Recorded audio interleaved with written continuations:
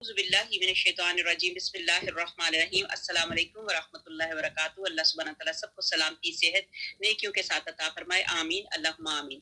اللہم صلی علی محمد وعلی آل محمد کما صلیت علی ابراہیم وعلی آل ابراہیم انک حمید مجید۔ اللہم بارک علی محمد وعلی آل محمد کما بارکت علی ابراہیم وعلی آل ابراہیم انک حمید مجید۔ اللہم صلی علی فی اولی کلامنا، اللہم صلی علی سیدنا محمد فی اوسط کلامنا، اللہم صلی علی سیدنا محمد فی آخری کلامنا۔ اللہم نور قلوبنا بالقرآن وزین اخلاقنا بالقرآن، آمین اللہم آمین۔ شروع کرتی ہوں اللہ کے نام سے جو بڑا مہربان نہایت رحم کرنے والا ہے۔ آج انشاءاللہ تعالی ہم نے سپارہ نمبر 6 سورۃ المائدہ سورۃ نمبر 5 اور اس کی آیت نمبر 19 پڑھنی ہے انشاءاللہ تعالی۔ شروع کرتی ہوں اللہ کے نام سے جو بڑا مہربان نہایت رحم کرنے والا ہے۔ رب اشرح لی صدری ویسر لی امری واحلل عقدۃ من لسانی یفقہوا قولی۔ اللہ کے کلام میں اثر ہے ہی ہے۔ اللہ سبحانہ تعالیٰ ہمارے دل پہ، ہمارے کانوں پہ اثر عطا فرمائے، اور اللہ سبحانہ تعالیٰ اس کو صحیح طریقے سے ہمیں سمجھ کے اس پہ عمل کرنے کی بھی توفیق عطا فرمائے۔ یہاں پہ اللہ سبحانہ تعالیٰ کہہ رہے ہیں آیت نمبر 19 میں، اے اہل کتاب بالیقین ہمارا رسول تمہارے پاس رسولوں کی آمد کی تاخیر کے زمانے میں آ پہنچا، جو تمہارے پاس صاف صاف بیان کر رہا ہے تاکہ تمہاری یہ بات نہ رہ جائے کہ ہمارے پاس تو کوئی بھلائی برائی سنانے والا آیا ہی نہیں۔ بس اب تو یقیناً خوشخبری سنانے والا اور آگاہ کرنے والا آ پہنچا، اللہ تعالیٰ ہر چیز پر قادر ہے۔ یہاں پہ اللہ سبحانہ تعالیٰ نے جہاں جہاں قومیں آئیں وہاں وہاں اللہ سبحانہ تعالیٰ نے رسول بھیجے، اپنے پیغمبر بھیجے، کتابیں بھیجی، سب چیزیں بھیجی، اور آخر میں اللہ سبحانہ تعالیٰ نے نبی پاک حضرت محمد مصطفیٰ صلی اللہ علیہ وآلہ وسلم کے قلب مبارک پہ قرآن پاک نازل فرمایا۔ اور پھر یہ ساری حجتیں اللہ تعالیٰ نے ایسا کیا کہ تاکہ لوگوں کو یہ حجت کرنے کا موقع نہ ملے ہمارے پاس تو کوئی بھلائی برائی کا بتانے والا آیا ہی نہیں۔ نبی پاک حضرت محمد مصطفیٰ صلی اللہ علیہ وآلہ وسلم نے والد وسلم کو اللہ سبحانہ تعالیٰ نے بشیر بھی بنا کے بھیجا، نذیر بھی بنا کے۔ انہوں نے ہمیں جنت کی باتیں بھی بتائی اور دوزخ کی باتیں بھی بتائی، نیکی بھی بتائی، نیکی کرو گے تو کیا ملے گا، اگر خدا نخواستہ برائی کرو گے تو کیا ملے گا۔ تو اب یہاں پہ یہ اللہ تعالیٰ کا جو پیغام ہے وہ ہم تک پہنچ گیا۔ نعمان بن عصا بخری، عمر بن اور شناس بن عدی جو یہودیوں کے بڑے بڑے بھاری علماء تھے، حضور پاک صلی اللہ علیہ وسلم کے پاس آئے، آپ نے انہیں سمجھایا بجایا، آخر میں عذاب سے ڈرایا تو کہنے لگے حضرت صلی اللہ علیہ وآلہ وسلم آپ ہمیں کیا ڈرا رہے ہیں، ہم تو اللہ تعالیٰ کے بچے ہیں اور اس کے پیارے ہیں، یہی نصرانی بھی کہتے تھے۔ پھر اسی وجہ سے یہ جو آیت ہم نے ابھی پڑھی، یہ اللہ سبحانہ تعالیٰ نے یہ آیت نازل فرمائی۔ آگے ہمارے پاس آ گئی آیت نمبر 20۔ یاد کرو جب موسیٰ علیہ السلام نے اپنی قوم سے کہا، اے میری قوم کے لوگوں، اللہ تعالیٰ کے اس احسان کا ذکر کرو کہ اس نے تم میں سے پیغمبر بنائے اور تمہیں بادشاہ بنا دیا اور تمہیں وہ دیا جو تمام عالم میں کسی کو نہیں دیا۔ یہ موسیٰ علیہ السلام کو یہ بات یاد کروائی جا رہی ہے۔ موسیٰ علیہ السلام نے اپنی قوم سے کہا کہ اے میری قوم کے لوگوں، اللہ تعالیٰ کے اس احسان کو، یہاں پہ احسان کی بات بتائی جا رہی ہے۔ موسیٰ علیہ السلام بتا رہے ہیں یاد کرو کہ اللہ تعالیٰ نے تمہیں کس کس احسان سے نہیں پیراور کیا۔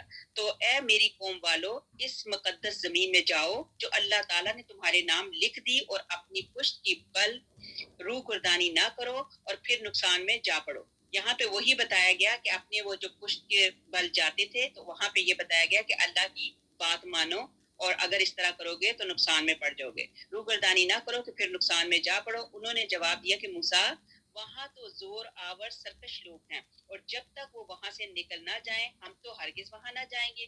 ہاں اگر وہ وہاں سے نکل جائیں تو پھر ہم خوشی بخوشی چلے جائیں گے۔ دو شخصوں نے جو اللہ ترس لوگوں میں سے تھے، جن پر اللہ تعالیٰ کا فضل تھا، کہا کہ تم ان کے پاس دروازے میں تو پہنچ جاؤ، دروازے میں قدم رکھتے ہی یقیناً تم غالب آ جاؤ گے۔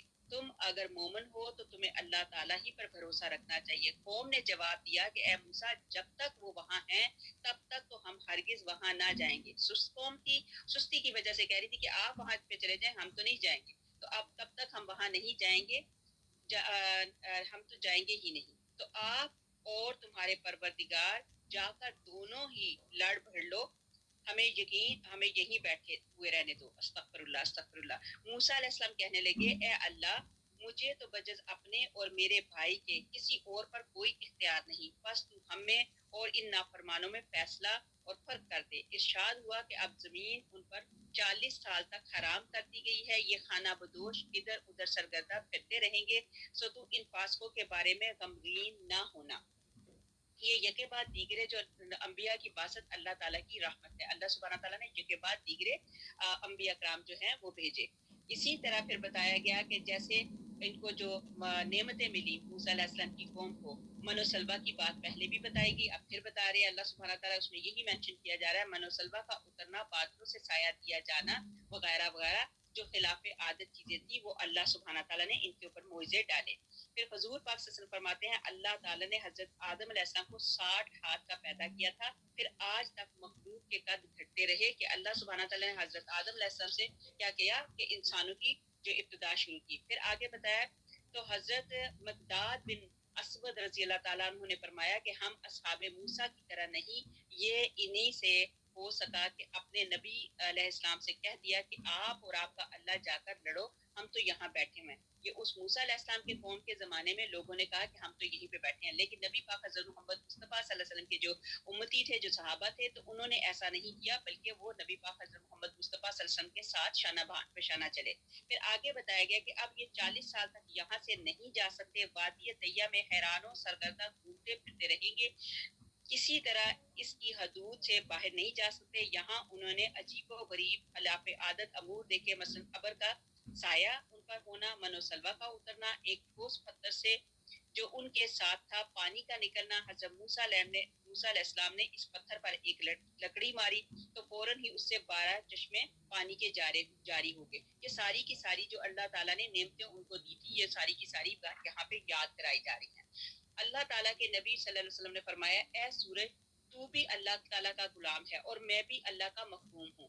اے اللہ اسے ذرا سی دیر روک دے. چنانچہ اللہ کے حکم سے سورج رک گیا اور آپ نے دل جمعی کے ساتھ بیت المقدس کو فتح کر لیا. رب تعالیٰ کا حکم ہوا کہ بنی اسرائیل سے کہہ دو اس شہر کے دروازے میں سجدہ کرتے ہوئے جائیں اور کہیں خطۃ، یعنی اے اللہ ہمارے گناہ معاف فرما. لیکن انہوں نے رب کے حکم کو بدل دیا اور رانوں پر گھسیٹتے ہوئے اور زبان سے خبۃ فی شعرا کہتے ہوئے شہر میں گئے. یہاں پہ انہوں نے حکم عدولی کی، اس حکم عدولی کے متعلق پھر دوبارہ مینشن کیا گیا. آگے ہمارے پاس آ گئی آیت نمبر 27.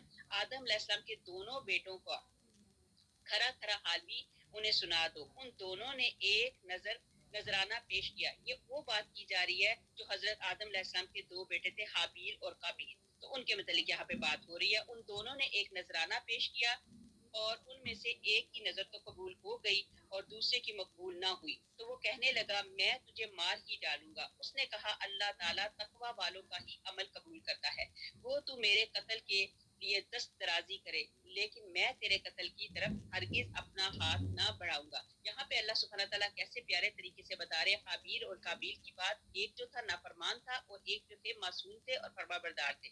تو انہوں نے کہا اپنے بھائی کو کہ تو بے شک میرے آگے دست درازی بھی کرے، مطلب مار پٹائی بھی کرے، لیکن میں تیرے قتل کی طرف ہرگز اپنے ہاتھ کو نہ بڑھاؤں گا. میں تو اللہ تعالیٰ پروردگار عالم سے خوف کھاتا ہوں.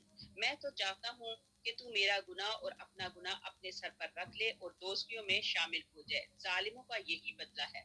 بس اسے اس کے نفس نے اپنے بھائی کے قتل پر آمادہ کر دیا اور اس نے اسے قتل کر ڈالا جس سے نقصان پانے والوں میں سے ہو گیا. پھر اللہ تعالیٰ نے ایک کبے کو بھیجا جو زمین کو کھود رہا تھا تاکہ اسے دکھا دے کہ وہ کس طرح اپنے بھائی کی لاش کو چھپائے.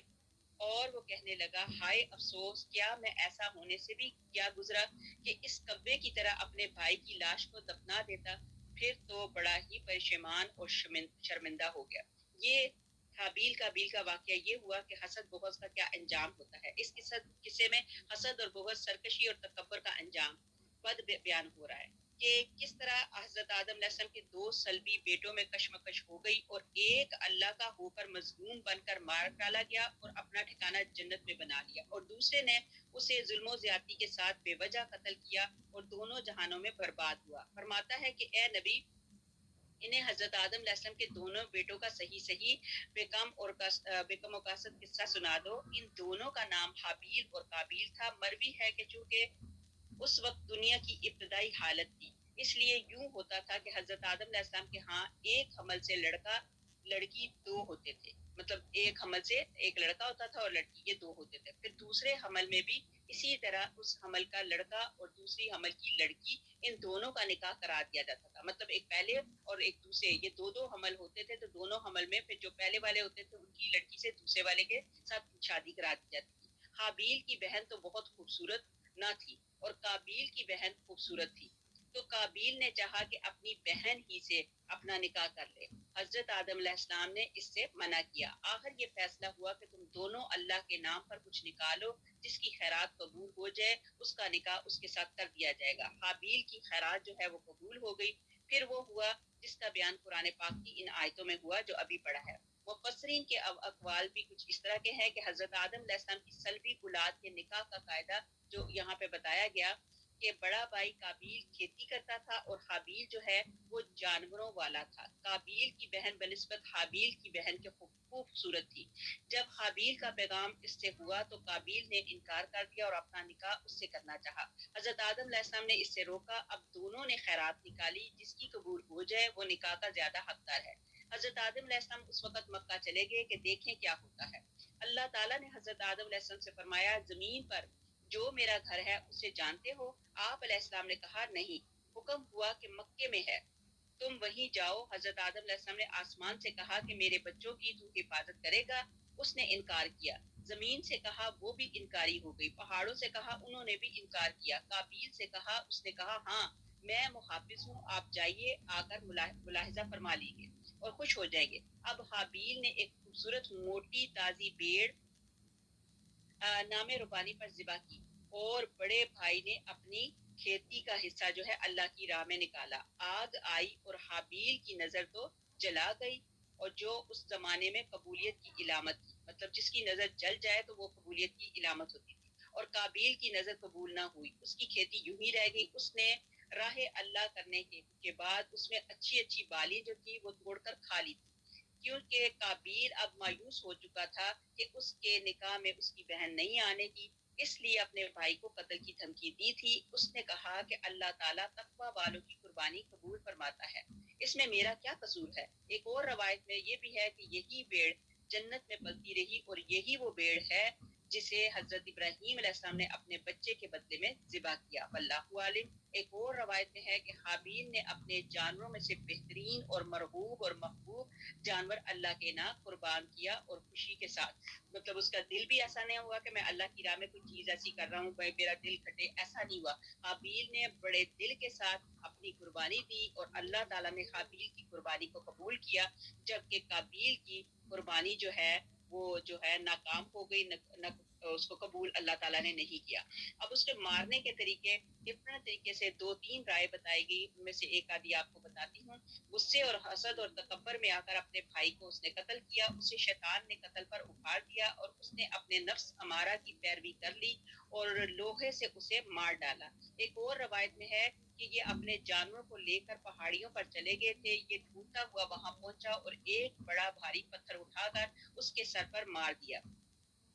اس وقت وہ سوئے ہوئے تھے. بعض کہتے ہیں کہ مثل درندے کے کاٹ کر اور گلا دبا کر ان کی جان لی. یہ بھی کہا گیا ہے کہ شیطان نے جب دیکھا کہ اسے قتل کرنے کا ڈھنگ نہیں آتا تو یہ اس کی گردن مروڑ رہا ہے، تو اس لعین نے ایک جانور پکڑا اور اس کا سر ایک پتھر پر رکھ کر اوپر سے دوسرا پتھر زور سے دے مارا، جس سے وہ جانور اسی وقت مر گیا. یہ دیکھ کر اس نے اپنے بھائی کے ساتھ یہی کیا. مطلب اب ابلیس جو ہے وہ اس کو طریقے بتاتا رہا قابیل کو کہ تم اس طریقے سے اپنے بھائی کو مارو، چونکہ اس سے پہلے کبھی کوئی موت ہوئی ہی نہیں تھی، اس سے پہلے کبھی کوئی قتل ہوا ہی نہیں تھا.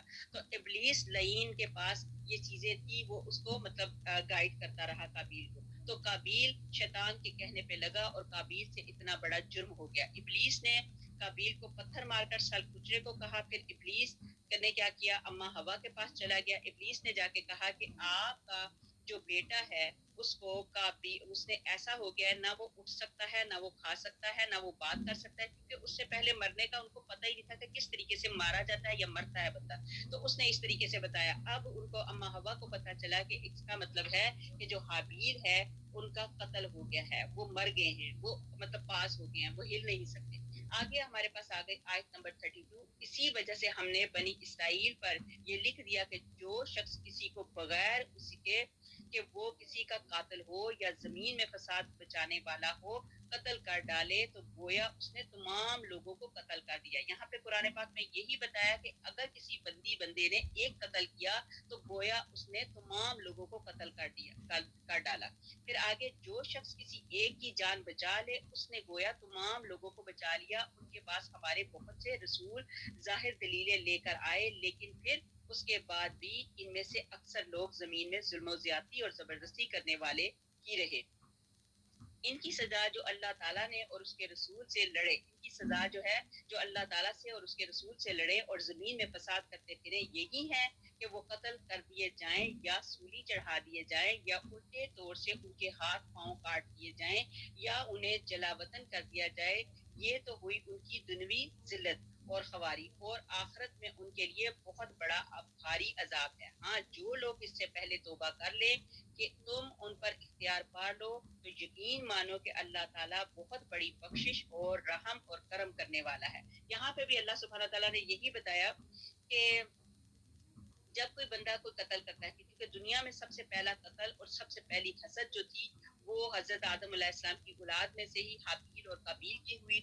قابیل جو تھا وہ تھوڑا سا شیطان کے پیچھے لگنے والا انسان تھا، لیکن حابیل جو تھا وہ اللہ تعالیٰ کا معصوم بندہ تھا. تو کیا کیا قابیل نے، جب حابیل کو قتل کر دیا تو یہ دنیا کا سب سے پہلا قتل. ابھی تک دنیا میں جو کوئی بندہ قتل ہوتا ہے تو اس میں وہ اس قتل کا جو حصہ ہے وہ قابیل کو بھی اس گناہ کا تھوڑا جو جتنا بھی اجر ملنا ہے اس کو بھی ملے گا. اور اسی طرح دنیا میں کوئی اچھا اگر کوئی کام کرے تو وہ اچھا کام کرنے والے کو اللہ سبحانہ تعالیٰ جنت عطا فرماتے ہیں. حابیل نے صبر کیا لیکن قابیل نے صبر نہیں کیا. اسی طرح جو بھی اچھا کام کرتے ہیں، جیسے ابھی بتایا کہ یہاں پہ ہے کہ اکثر لوگ زمین میں ظلم و زیادتی اور زبردستی کرنے والے ہی رہے. ان کی سزا جو اللہ تعالیٰ نے اس کے رسول سے لڑے اور زمین میں فساد کرتے پھرے یہی ہے کہ وہ قتل کر دیے جائیں. اب ایسے لوگوں کے لیے یہی بتایا گیا کہ ان کو قتل کر دیا جائے. کہ وہاں سے پھر لاش چلتے کہاں تک آئے. انسانی جان کی قدر و قیمت بتائی گئی کہ اس حکم کو حکم شرعی کر دیا گیا کہ جو شخص کسی ایک کو بلا وجہ مار ڈالے اور اس نے کسی کو قتل کیا، نہ اس نے زمین میں فساد پھیلایا تھا تو گویا اس نے تمام لوگوں کو قتل کیا. اسی لیے کہ رب کے نزدیک ساری مخلوق یکساں ہے اور جو کسی بے قصور شخص کو قتل سے باز رہے اور اسے حرام جانے تو گویا اس نے تمام لوگوں کو بچا لیا.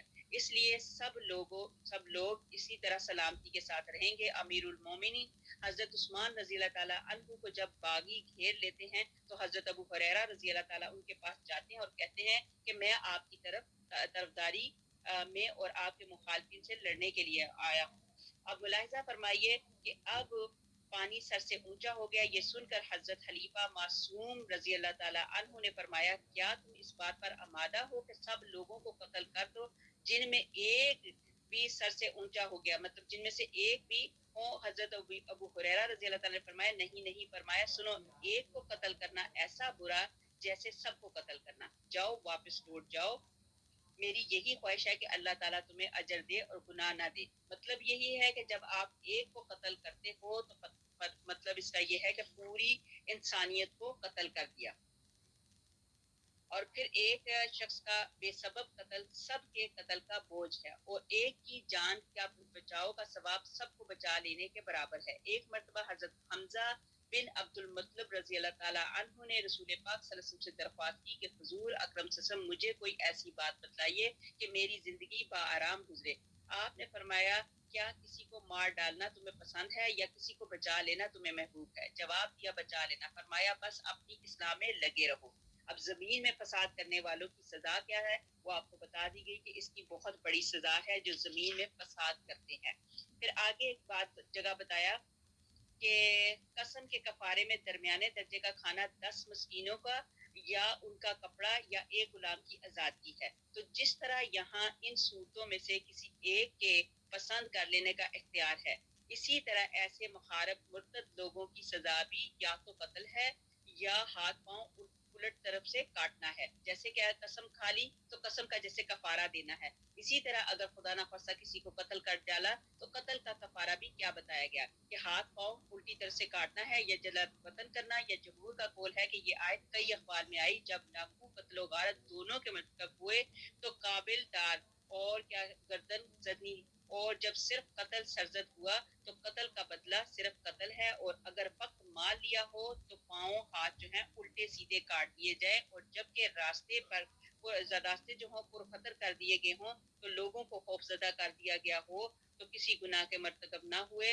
اور گرفتار کر لیے جائے تو صرف جلاوطنی ہے۔ یہاں پہ وہی چیز بتائی گئی جس طرح قسم کا کفارہ کرنا ہے، کیا کیا کرنا ہے، 10 مسکینوں کو کھانا کھلانا ہے۔ اگر خدا نہ خواستہ آپ نے کوئی قسم کھا لی اور اس قسم کے مطابق پورے نہیں اترے تو اس کا جو آپ نے کیا کرنا ہے، کفارہ کیا کرنا ہے کہ 10 مسکینوں کو کھانا کھلانا ہے اور ایک کپڑا یا ایک غلام کی آزادی۔ ظاہری بات ہے اب غلاموں والا تو معاملہ نہیں ہے کہ یہی ہے کہ 10 مسکینوں کو کھانا کھلایا جائے یا ان کو کپڑا دیا جائے۔ اسی طرح جب کسی کو قتل کر دیا جائے تو اس کے قتل کی کیا سزا دی گئی، یہاں پہ وہ سزا دی گئی۔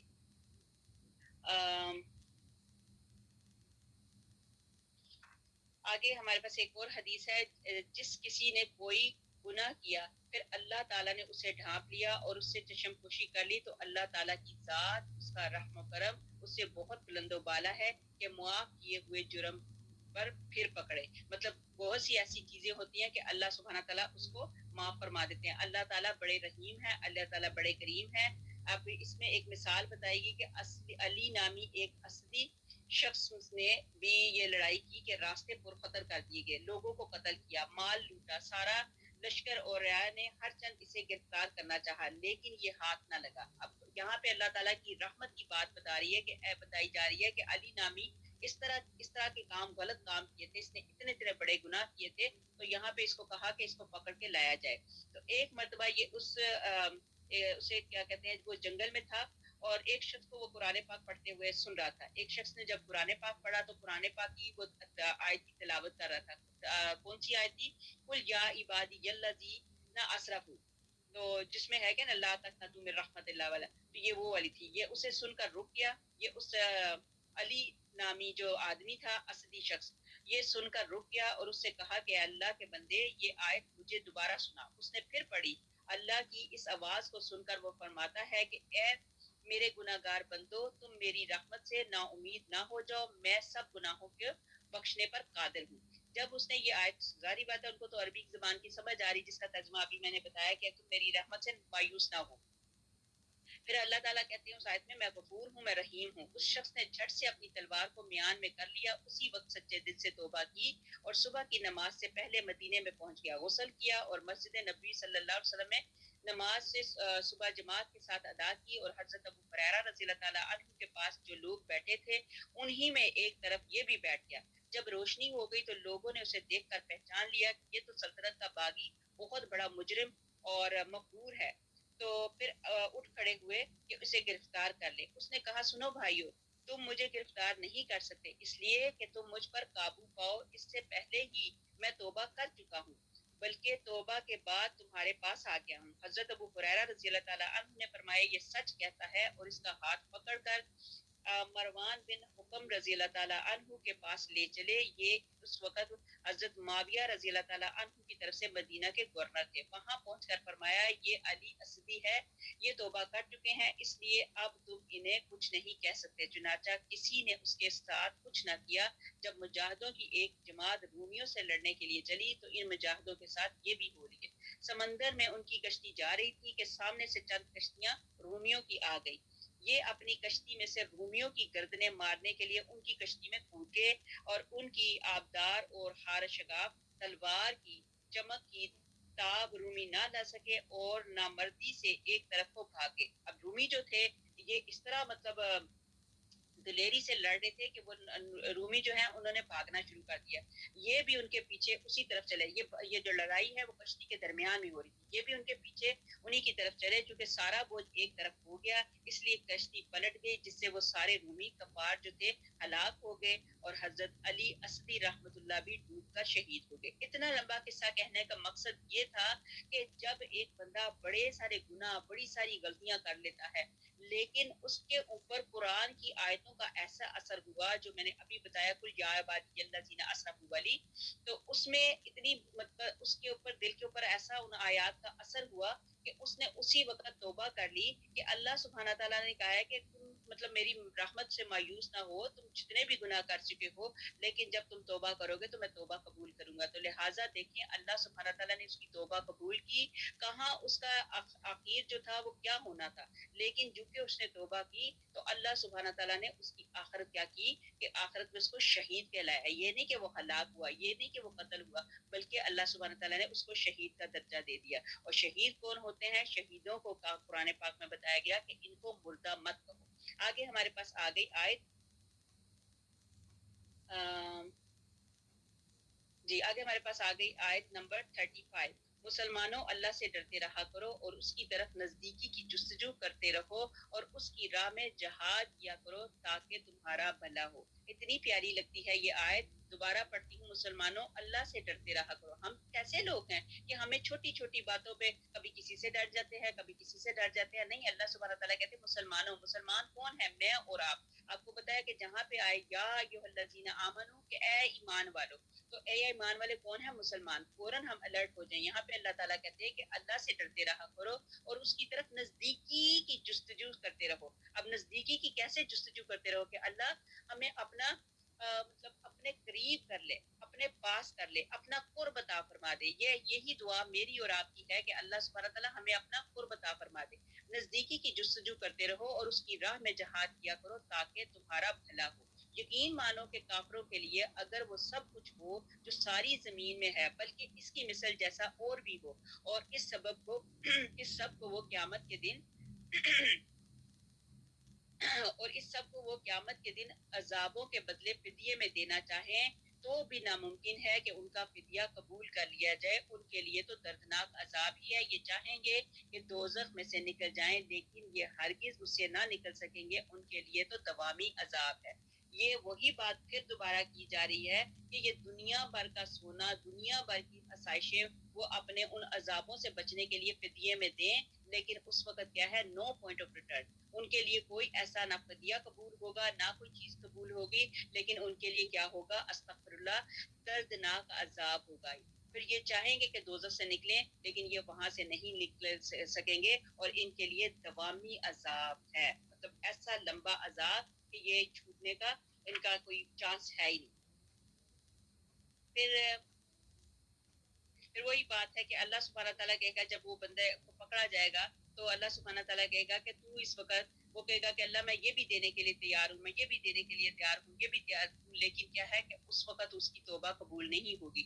رسول پاک صلی اللہ علیہ وسلم فرماتے ہیں ایک جہنمی کو لایا جائے گا، پھر اسے پوچھا جائے گا کہ اے ابن آدم کہو تمہاری جگہ کیسی ہے؟ وہ کہے گا بدترین اور سخت ترین. اسے پوچھا جائے گا کہ اس سے چھوٹنے کے لیے تو کیا خرچ کر دینے پر راضی ہے؟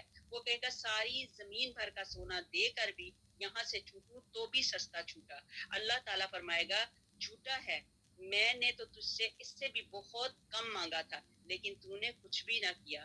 پھر حکم دیا جائے گا کہ اسے جہنم میں ڈال دیا جائے گا. تو استغفر اللہ میری بہنوں. اللہ سبحانہ تعالیٰ نے جہاں پہ ہمیں زکوٰۃ کے لیے کہا، زکوٰۃ میں جیسے ہمارے پاس جتنا مال ہمیں اللہ تعالیٰ کی راہ میں دینا ہے، جتنا اس کے حق میں دینا ہے اس کو دے دو. ابھی ہم بڑے آسانی سے ہیں، جتنا وہ اللہ کا بنتا ہے، زکوٰۃ کا حساب ہے یا خیرات کا حساب ہے، وہ اللہ کی راہ میں ابھی سے دے دو. بعد میں خدا نہ خواستہ ہم کہیں پریشان نہ ہوں، یہی زکوٰۃ کا مال جو ہے بچھو اور سانپ بن کے ہمارے گلے کے وہ ہار نہ بن جائے.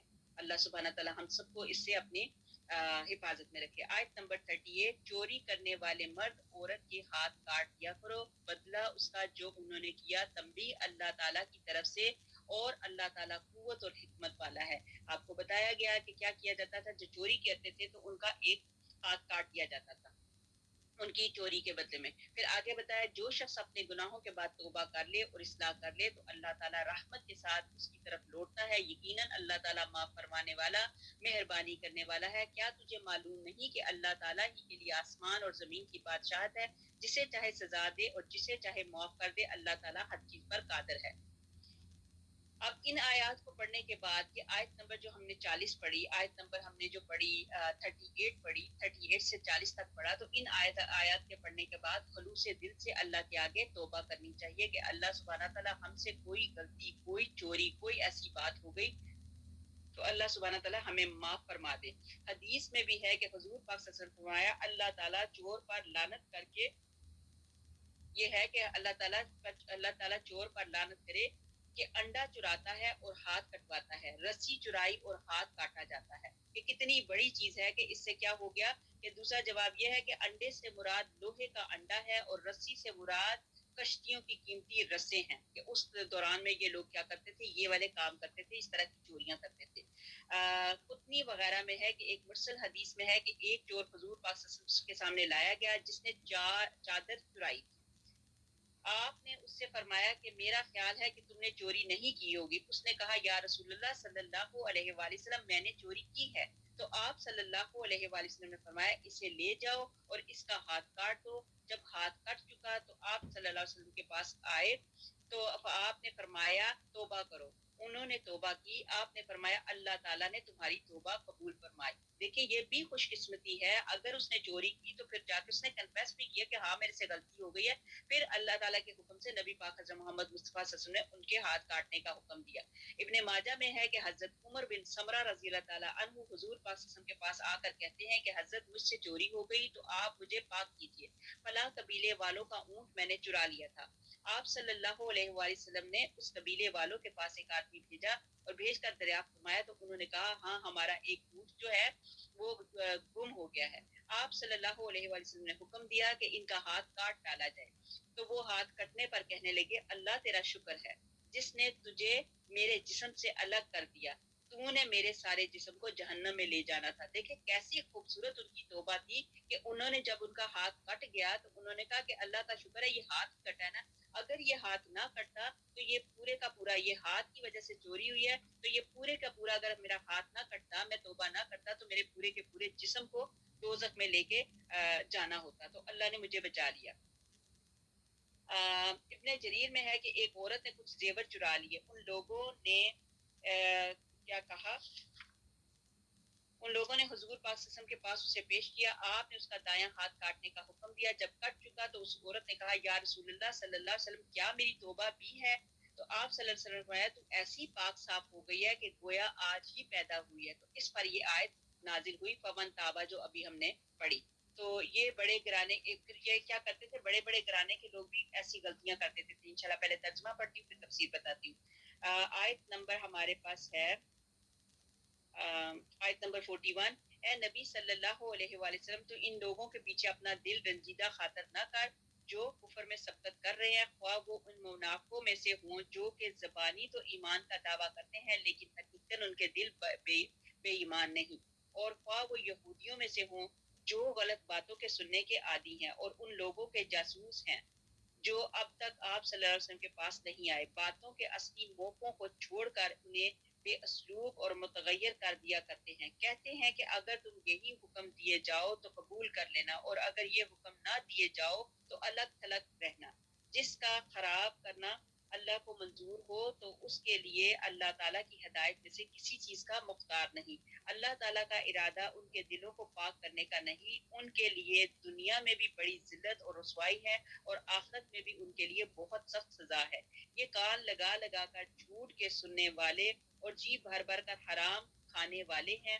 اگر یہ تیرے پاس آئیں تو تجھے اختیار ہے، خواہ ان کے آپس کا فیصلہ کر خواہ ان کو ٹال دے، اگر تو ان سے منہ پھیرے گا تو بھی یہ تجھے ہرگز کوئی ضرر نہیں پہنچا سکتے اور اگر تو فیصلہ کرے تو ان میں عدل و انصاف کے ساتھ فیصلہ کر، عدل والوں کے ساتھ اللہ محبت کرتا ہے۔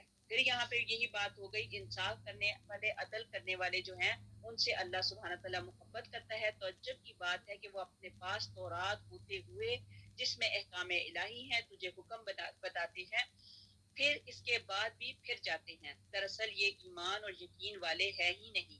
ہم نے تو تورات نازل فرمائی ہے جس میں ہدایت اور نور ہے، یہودیوں میں اسی تورات کے ساتھ اللہ کے ماننے والے انبیاء اور اہل اللہ اور علماء فیصلے کرتے تھے، کیونکہ انہیں اللہ تعالیٰ کی اس کتاب کی حفاظت کا حکم دیا گیا تھا، وہ اس پر اقراری ہوا تھے۔ اب تمہیں چاہیے کہ لوگوں سے نہ ڈرو اور صرف میرا ڈر رکھو، میری آیتوں کو تھوڑے تھوڑے مول پر نہ بیچو۔ جو لوگ اللہ کی اتاری ہوئی وحی کے ساتھ فیصلہ نہ کریں وہ پورے اور پختہ کافر ہیں۔ یہ کافروں کی بات ہو رہی ہے۔ حضرت اسامہ رضی اللہ تعالیٰ عنہ نے مخزوم قبیلے کی عورت کی سفارش کی لیکن नबी पाक हज़रत मोहम्मद मुस्तफ़ा सल्लल्लाहु अलैहि वसल्लम को नापसंद आया। पुराने ज़माने में क्या किया जाता था, जो क्या कहते हैं अमीर लोग होते थे, तो उनकी सिफ़ारिशें कर दी जाती थी, तो वो सिफ़ारिशें कबूल कर ली जाती थी। लेकिन जो बेचारे गरीब होते थे, तो उनको पूरी की पूरी सज़ा दी जाती थी। हज़रत उसामा रज़ी अल्लाह ताला अन्हु ने जब उनकी सिफ़ारिश की, मतलब जो जिसने चोरी की, गलती की, हजरत उसामा ज़ैद रज़ी अल्लाह ताला अन्हु जो रसूल पाक सल्लल्लाहु अलैहि वसल्लम के बहुत प्यारे हैं, वो इनके बारे में हजूर सल्लल्लाहु अलैहि वसल्लम से सिफारिश करे। हजरत उसामा रज़ी अल्लाह ताला अन्हु जब उनकी सिफारिश की, तो हुजूर पाक सल्लल्लाहु अलैहि वसल्लम को सख्त नागवार गुजरा और गुस्से से फरमाया, उसामा तू अल्लाह ताला की हदों में से एक हद के बारे में सिफारिश कर रहा है। अब तो हजरत उसामा रज़ी अल्लाह ताला अन्हु बहुत घबराए और कहने लगे, मुझसे बड़ी खता हुई, मेरे लिए आप इस्तगफार कीजिए। शाम के वक्त अल्लाह ताला के रसूल सल्लल्लाहु अलैहि वसल्लम ने एक खुतबा दिया, जिसमें अल्लाह ताला की पूरी हम्दो सना के बाद तुम में से पहले के लोग इसी हसरत पर तबाह बर्बाद हो गए कि उनमें से जब कोई शरीफ मतलब शख्स बड़ा आदमी चोरी करता था, तो उसे छोड़ देते थे। शरीफ का मतलब होता है कि बड़ा आदमी, बहुत इसमें वो लिया गया ना, अमीर बंदा या बहुत बड़ा आदमी, तो उसे छोड़ देते थे। और जब कोई मामूली आदमी चोरी करता था, तो उस पर हद जारी करते थे। अल्लाह की कसम जिसके हाथ में मेरी जान है, अगर फातिमा रजी अल्लाह ताला अन्हा बिन्नत हजरत फातिमा रजी अल्लाह ताला अन्हा बिन्नत मोहम्मद भी चोरी करे, तो मैं उनके भी हाथ काट दूं। फिर हुक्म दिया गया कि इस औरत का हाथ भी काट दिया गया। हजरत सदीका रजी अल्लाह ताला अन्हा फरमाती हैं, फिर उस बीवी साहबा ने तौबा की और पूरी और पुख्ता तौबा की और निकाह कर दिया। फिर वो मेरे पास अपने किसी काम काज के लिए आती थी और मैं उनकी हाजत हज़रत सल्लल्लाहु अलैहि वसल्लम से बयान करती थी। यहाँ पे इनकी ये मिसाल बताई गई। फिर ये है कि तौरात का भी जो हुक्म थे वो पूरे पूरे करने चाहिए थे।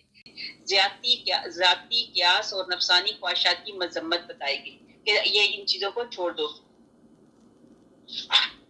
फिर यहाँ पे एक और हदीस है, हजरत अहमद अबू दाऊद मसनद अहमद में है कि एक शख्स को यहूदी काला मुंह करके लिए जा रहे थे, उसे कोड़े भी मारे थे। तो आप सल्लल्लाहु अलैहि वसल्लम ने बुलाकर उनसे माजरा पूछा। उन्होंने कहा कि इसने जना किया है। आप सल्लल्लाहु अलैहि वसल्लम ने फरमाया, क्या जानी की यही सजा तुम्हारे यहाँ है? कहा हाँ। आप सल्लल्लाहु अलैहि वसल्लम ने उनके एक आलम को बुलाकर उसे सख्त बड़ी कसम देकर पूछा कि, तो उसने कहा कि अगर आप ऐसी कसम ना देते तो मैं हरगिज ना बताता। बात यह है कि हमारे यहाँ दरअसल जनाकारी की जो सजा है संसारी है, लेकिन चूंकि अमीर और शिफा लोगों में ये बदकारी बढ़ गई थी और उन्हें इस किस्म की सजा देनी हमने मुनासिब ना समझी, इसलिए इन्हें तो छोड़ देते थे मगर हुक्म रबानी मारा ना जाए, इसलिए गरीब और गुरबा की कम हसीयत लोगों को रजम करा दिया करते थे। फिर हमने रायजनी की कि आओ कोई ऐसी तजवीज करो कि शरीफ और गैर शरीफ, अमीर और गरीब सब पर यकसा जारी हो जाए। चुनाचा हमारा सब का इस बात पर इजमा हुआ कि मुंह काला कर दें और कोड़े लगाएं। ये सुनकर नबी पाक हज़रत मोहम्मद मुस्तफ़ा सल्लल्लाहु अलैहि वसल्लम ने हुक्म दिया कि इन दोनों को संसार करो। चुनाचा उन्होंने रजम कर दिया और आप सल्लल्लाहु अलैहि वसल्लम ने फरमाया, ए अल्लाह, मैं पहला वो शख्स हूँ जिसने तेरे एक मुर्दा हुक्म को जिंदा किया। मतलब ये है कि उनके उस जमाने में जो जिना करते थे, तो उनके लिए संसार करने के लिए कहा गया, रजम करने के लिए कहा गया। लेकिन इन्होंने क्या किया, पहले तो इन्होंने बेईमानियां करनी शुरू कर दी कि जो अमीर लोग होते थे उनको छोड़ दिया जाता था, खाली काला करके लोगों के सामने इस तरह बता दिया जाता था कि इन्होंने ये बदकारी की है। लेकिन जब गरीब लोग करते थे तो उनको उसी तरह किया जाता था। फिर इन्होंने आपस में मशवरा किया कि क्या ही अच्छी बात है, अमीर और गरीब लोगों के लिए बस इस तरह कर देंगे कि मुंह काला करके घोड़े लगा लेंगे, लेकिन उनको रजम नहीं करेंगे। लेकिन नबी पाक हज़रत मोहम्मद मुस्तफ़ा सल्लल्लाहु अलैहि वसल्लम ने उनके बड़े आलम को बुला के उसको कसम दिलवाई। जब उसने कसम दी तो उसने कहा कि मुझे तो इतनी बड़ी कसम दे दी, अब तो मैं झूठ बोल ही नहीं सकता। तो लिहाजा उसने ये बता दिया। तो नबी पाक हज़रत मोहम्मद मुस्तफ़ा सल्लल्लाहु अलैहि वसल्लम ने उनके अमाल उनके सामने किए कि तुम लोग ये काम जो तुम्हारी किताब में बताया गया है, उस किताब के मुताबिक तुम ये काम गलत कर रहे हो। लिहाजा रजम वाला नबी पाक हज़रत मोहम्मद मुस्तफ़ा सल्लल्लाहु अलैहि वसल्लम ने वही काम दोबारा किया और अल्लाह का शुक्र अदा किया कि अल्लाह सुब्हाना तआला के हुक्म से जो पहले बताया गया कि जिसने तेरे एक मुर्दा हुक्म को, कि अल्लाह ताला तेरा शुक्र है कि मैं मतलब मोहम्मद सल्लल्लाहु अलैहि वसल्लम मैंने तेरे हुक्म को दोबारा जिंदा किया। आगे हमारे पास आ गई आयत नंबर 45। हमने यहूदियों के जिम्मे तौरात में ये बात मुकर्रर कर दी थी कि जान के बदले जान, आंख के बदले आंख और नाक के बदले नाक ناک اور کان کے بدلے کان اور دانت کے بدلے دانت اور خاص زخموں کا بھی بدلہ ہے۔ پھر جو شخص اس کو معاف کر دے تو اس کے لیے کفارہ ہے، اور جو شخص اللہ کے نازل کیے ہوئے کے مطابق حکم نہ کرے وہی لوگ ظالم ہیں۔ یہاں پہ وہ ساری بات بتا دی گئی کہ قصاص اور دیت میں برابری کا حکم اور معاف کرنے کی ترغیب۔ تو پہلے تو یہ بتایا کہ ہر چیز کے بدلے میں یہ، ہر چیز کے بدلے میں یہ، ہر چیز کے بدلے میں یہ، پھر اس کے بعد بتا دیا کہ اگر معاف کر دو تو وہ سب سے زیادہ بہتر ہے۔ پھر اسی طرح نسائی وغیرہ میں ہے کہ ایک غریب جماعت کے غلام نے کسی مالدار جماعت کے غلام کے کان کاٹ دیے۔ ان لوگوں نے حضور پاک صلی اللہ علیہ وسلم سے آ کر عرض کی کہ ہم لوگ فقیر مسکین ہیں، مال ہمارے پاس نہیں ہے، تو حضور پاک صلی اللہ علیہ وسلم نے ان پر کوئی جرمانہ نہیں کیا۔ اس کی وجہ یہ تھی کہ وہ غریب تھے، ان کے پاس کوئی تھا ہی نہیں، تو وہ کہاں پہ اپنی دیت دیتے۔ ایک اور حدیث میں ہے مسلمانوں کے خون آپس میں مساوی ہیں، مطلب ہر بندہ برابر ہے۔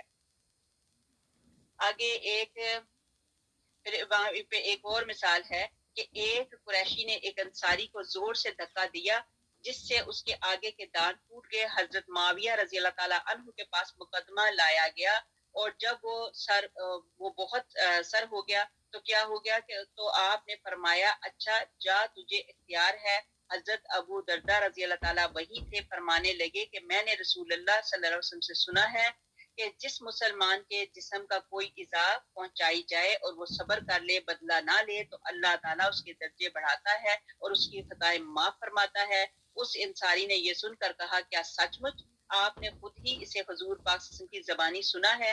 آپ رضی اللہ تعالیٰ عنہ نے فرمایا میرے ان کانوں نے سنا ہے اور میرے دل نے یہ یاد کیا ہے۔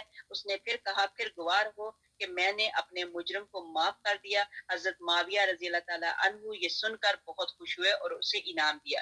یہاں پہ یہی بات بتائی گئی کہ اگر کوئی آپ کو تکلیف دیتا ہے اور اگر آپ اس کو معاف کر دیتے ہو تو اس کے اللہ تعالیٰ درجے جو ہے بڑھا دیتے ہیں اور خطائیں معاف فرما دیتے ہیں۔ تو یہ چیز ہم نے بھی دیکھا، ہم بھی اس وقت اللہ تعالیٰ کے آگے وعدہ کرتے ہیں جس نے ہمارے دل دکھائے اللہ سبحانہ تعالیٰ ہم اس کو معاف کرتے ہیں، اور اللہ تعالیٰ آپ نے کہا کہ صبر کا بدلہ بہت بڑا ہے اور آپ درجے بڑھا دیتے ہیں، تو اللہ سبحانہ تعالیٰ ہمارے درجے بڑھاتے ہیں۔ آیت نمبر 47، اور ہم نے ان کے پیچھے عیسیٰ بن مریم علیہ السلام کو بھیجا جو اپنے سے آگے کی کتاب یعنی تورات کی تصدیق کرنے والے تھے، اور ہم نے انہیں انجیل عطا فرمائی جس میں ہدایت تھی اور نور، اور وہ اپنے سے پہلے کی کتاب تورات کی تصدیق کرتی تھی، اور وہ سراسر ہدایت اور نصیحت کی پارسا لوگوں کے لیے۔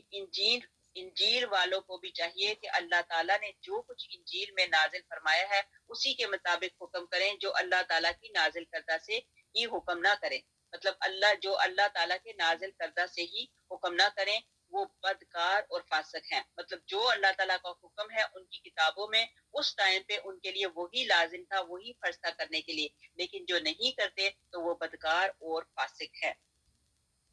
آگے ہمیں بتایا کہ ہم نے تیری طرف حق کے ساتھ یہ نازل فرمائی، یہ آیت نمبر ہے 48۔ ہم نے تیری طرف حق کے ساتھ یہ کتاب نازل فرمائی ہے جو اپنے سے اگلی کتابوں کی تصدیق کرنے والی ہے اور ان کی محافظ ہے، سو تو ان کے آپس کے معاملات میں اسی اللہ کی اتاری ہوئی کتاب کے ساتھ حکم کر، اس حق سے ہٹ کر ان کی خواہشوں کے پیچھے نہ لگ۔ تم میں سے ہر ایک کے لیے ہم نے ایک دستور اور راہ مقرر کر دی ہے، اگر منظور الہی ہوتا تو تم سب کو ایک ہی امت بنا دیتا، لیکن اس کی چاہت ہے کہ جو تمہیں دیا ہے اس میں تمہیں آزمائے، تم نیکیوں کی طرف جلدی کرو، تم سب کا رجوع اللہ تعالیٰ ہی کی طرف ہے، پھر وہ تمہیں ہر وہ چیز جتا دے گا جس میں تم اختلاف کرتے رہتے تھے۔ آپ ان کے باہمی معاملات میں اللہ کی نازل کردہ وحی کے مطابق ہی حکم کیا کیجیے، ان کی خواہشوں کی تابع داری نہ کیجیے، ان سے ہوشیار رہ کر کہیں یہ تجھے اللہ تعالیٰ کے اتارے ہوئے کسی حکم سے ادھر ادھر نہ کریں۔ اگر یہ لوگ منہ پھیر لیں تو یقین کر لے کہ اللہ تعالیٰ کا ارادہ یہی ہے کہ انہیں ان کے پاس گناہوں کی سزا دے ہی لے۔ اکثر لوگ بے حکمی ہی کرتے ہیں، کیا یہ لوگ پھر سے جاہلیت کا فیصلہ چاہتے ہیں؟ یقین رکھنے والے لوگوں کے لیے اللہ تعالیٰ سے بہتر فیصلے اور حکم والا کون ہو سکتا ہے۔ یہ انجیل کی یہ چند خصوصیات بتائی کہ انجیل میں کیا ہے، جو حکم ہے اسی کے مطابق۔ پھر قرآن کے نازل ہونے کے بعد تمام شریعتیں منسوخ کر دی گئی، یہ پاک اور آخری کتاب اور آخری اور افضل رسول صلی اللہ علیہ وسلم پر اترے گی، بس ہر دانا شخص اس پر یقین رکھتا ہے اور اسے مانتا ہے۔ پھر یہ ان اللہ زینا اوت العلم من قبل، یعنی جنہیں اس سے پہلے علم دیا گیا تھا، جب ان کے سامنے ان کی تلاوت کی جاتی ہے تو وہ تھوڑیوں کے بل سجدے میں گر پڑتے ہیں اور زبانی اقرار کرتے ہیں کہ ہمارے رب کا وعدہ سچا ہے اور وہ سچا ثابت ہو چکا ہے، اس نے اگلے رسولوں کی زبانی جو خبر دی تھی وہ پوری ہوئی اور آخری رسولوں کے سرتاج رسول صلی اللہ علیہ وسلم آ ہی گئے۔ یہ پچھلی کتابوں میں بھی نبی پاک حضرت محمد مصطفیٰ صلی اللہ علیہ وسلم کا بتایا گیا اور نبی پاک صلی اللہ علیہ وسلم کے آخری کتاب لے کے یعنی قرآن لے کے آ گئے۔ ایک شخص نے حضرت طاؤس رحمۃ اللہ علیہ سے پوچھا کہ کیا میں اپنی اولاد میں سے کسی ایک کو زیادہ اور ایک کو کم دے سکتا ہوں؟ تو آپ نے یہی آیت پڑھی جو ابھی ہم نے پڑھی۔ عبرانی میں ہے کہ رسول اللہ صلی اللہ علیہ وسلم فرماتے ہیں سب سے بڑا اللہ کا دشمن وہ ہے جو اسلام میں جاہلیت کا طریقہ اور چال تلاش کرے اور بے وجہ کسی کی گردن مارنے کے درپے ہو جائے۔ یہ حدیث بخاری میں بھی قدر زیادت کے ساتھ ہے۔ پھر آگے ہمارے پاس آ گئی آیت نمبر 51، اے ایمان والو تم یہود نصارہ کو دوست نہ بناؤ۔ یہی آیت میں کتنی مرتبہ اللہ تعالیٰ نے قرآن پاک میں بتایا، یہ پھر اللہ سبحانہ تعالیٰ کہتے ہیں کہ اے ایمان والو تم یہود اور نصارہ کو دوست نہ بناؤ، یہ تو آپس میں ہی ایک دوسرے کے دوست ہیں۔ تم میں سے جو بھی ان میں سے کسی سے دوستی کرے وہ انہی میں سے ہے۔ ظالموں کو اللہ تعالیٰ ہرگز راہ راست نہیں دکھاتا۔ تو دیکھے گا کہ جن کے دل میں بیماری ہے وہ دوڑ دوڑ کر ان میں گھس رہے ہیں اور کہتے ہیں کہ ہمیں خطرہ ہے کہ ایسا نہ ہو کہ کوئی حادثہ ہم پر پڑ جائے۔ بہت ممکن ہے کہ اللہ تعالیٰ فتح دے دے یا اپنے پاس سے کوئی اور چیز لائے، پھر تو یہ اپنے دلوں میں چھپائی ہوئی باتوں پر بے طرح نادم ہونے لگیں گے اور ایماندار کہنے لگیں گے کیا یہی وہ لوگ ہیں جو بڑے مبالغہ سے اللہ تعالیٰ کی قسمیں کھا کھا کر کہتے ہیں کہ ہم تمہارے ساتھ ہیں۔ ان کے اعمال غارت ہوئے اور یہ ناکام ہو گئے۔ دشمنان اسلام سے دوستی رکھنے کی ممانت کی گئی کہ ان لوگوں سے دوستی نہ کی جائے۔ دشمنان اسلام یہود نصارہ سے دوستیاں کرنے کے اللہ تبارک تعالیٰ نے ممانت فرمائی ہے اور اللہ فرماتا ہے وہ تمہارے دوست ہرگز نہیں ہو سکتے کیونکہ تمہارے دین سے انہیں بغض اور عداوت ہے۔ ہاں اپنے دین والوں سے ان کی دوستیاں اور محبتیں ہیں۔ میرے نزدیک جو بھی ان سے دلی محبت رکھے وہ انہی میں سے ہے۔ حضرت عمر فاروق رضی اللہ تعالیٰ عنہ نے حضرت ابو موسیٰ رضی اللہ تعالیٰ عنہ کو اس بات پر پوری تنبیہ کی اور یہ آیت پڑھ کر سنائی جو ہم نے ابھی پڑھی ہے کہ اے ایمان والو یہود اور نصارہ کو اپنا دوست نہ سمجھو۔ پھر اگلی آیت میں بتایا گیا اے ایمان والو تم میں سے جو شخص اپنے دین سے پھر جائے تو اللہ تعالیٰ بہت جلد ایسی قوم کو لائے گا جو اللہ تعالیٰ کی محبوب ہوگی اور وہ بھی اللہ تعالیٰ سے محبت رکھتی ہوگی، نرم دل ہوں گے، مسلمانوں پر سخت اور تیز ہوں گے، کفار پر اللہ کی راہ میں جہاد کرتے رہیں گے اور کسی ملامت کرنے والے کی ملامت کی پرواہ بھی نہ کریں گے۔ یہ ہے اللہ تعالیٰ کا فضل جسے چاہے دے۔ اللہ تعالیٰ بڑی وسعت والا اور زبردست علم والا ہے۔ مسلمانوں تمہارا دوست خود اللہ ہے۔ اللہ اکبر، کتنی پیاری بات ہے۔ یہاں پہ اللہ تعالیٰ خود کہہ رہے ہیں آیت نمبر 55 میں مسلمانوں مطلب اے ایمان والو یا ایھا الذین آمنو کہ اے ایمان والو مسلمانوں تمہارا دوست خود اللہ ہے اور اس کا رسول ہے اور ایمان والے ہیں جو نمازوں کی پابندی کرتے ہیں اور زکوٰۃ ادا کرتے ہیں اور وہ خشوع خضوع کرنے والے ہیں۔ جو شخص اللہ تعالیٰ سے اور اس کے رسولوں سے اور مسلمانوں سے دوستی کرے وہ یقین مانے کہ اللہ تعالیٰ کی جماعت ہی غالب رہے گی انشاءاللہ آمین۔ دین سے مرتد ہونے والا اپنا ہی نقصان کرتا ہے۔ یہاں پہ ان لوگوں کے متعلق بتایا جا رہا ہے کہ جو دین سے مرتد ہو جاتے ہیں۔ پھر یہاں پہ اللہ کی محبت کی بات بتائی۔